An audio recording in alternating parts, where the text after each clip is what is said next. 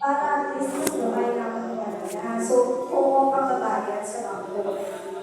So, sa dire, so damo ka mo ko lang purpose sa kinulog, pwede siya kapital or sa machinery nila. Dire, ang development bank of the Philippines, kay tuwa niya sila, kung mag-loan ikaw na 1 million, ang minimum is 1 million na 1 million to 15 million, 1.5, dire ikaw sa land bank of the Philippines. So, kung above ka naman sa 15 million, dire ka sa development bank of the Philippines. So, muli siya nga aduwa sila ka bangko ang loan. So, sa mga mikagmay, dire sila sa land bank. Pero kung natutuya mo may mga existing business nga na yan, gusto mo i-expand, dito ikaw sa development bank of the Philippines. So, kung may purpose, kaya ka ipamilit sa ito lang ang mga membro, panginoon natin yung ano sa tayo sa development bank of the Philippines.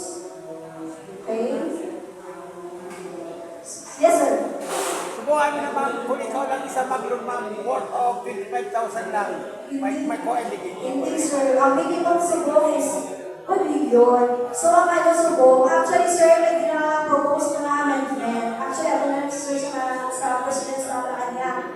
Ina-propose na panukuan ang minimum sa land bank.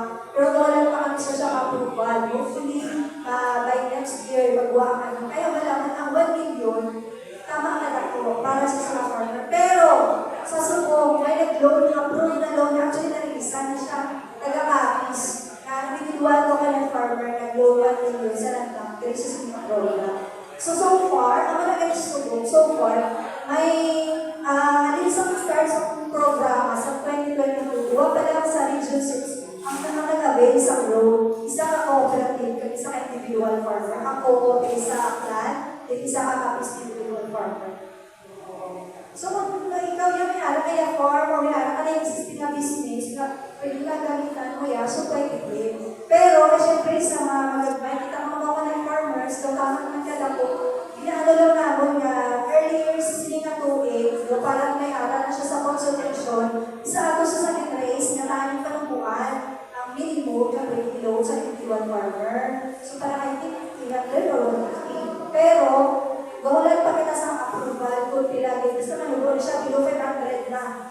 Nga hopefully, magawa na approval next year para lang nakuha ng farmers ang mga amin. Okay? Sige. So, din kita sa research marketing promotion.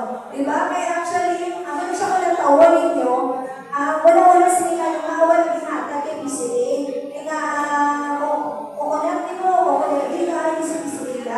tungkol kay ang hindi coconut farmer, wala siya nag-alibit sa pagpananong lang. Ang capacity ng PCA ay sa pag-provide sa planting material sa technology para sa coconut.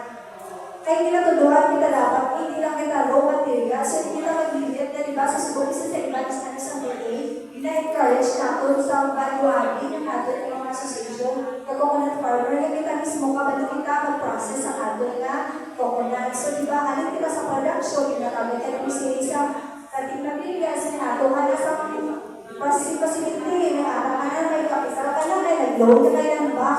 Ang problema mo naman subong paano i-market ang produkto o yung drug. So, din naman si Department of Trade and Industry nagsulod. So, natutuan ka mo ni DTI paano mag-package ang inyong produkto at wapa siya ng tawon na marketable siya. Paano siya i-promote. So, dira-dira siya si DTI magsulod. Okay, next month. Then, pag-gauge siya. Siyempre, isa sa problema sa ating coconut farmers, di ba dapat ilog ng lubid? Pero malabanan, ginalungkad lang tayo sa babaw, yung ginaluan na siya. Ang ginadala natin is, kupras na ganyan eh, siya may mga kakaan ko sa babaw. Kaya ang problema is, mahal mag-transport sa ilog na lubid, papanao sa merkado. So, pero kung natawad nito, ato ang paya, ato ang puno, tani, kumakaan na ito.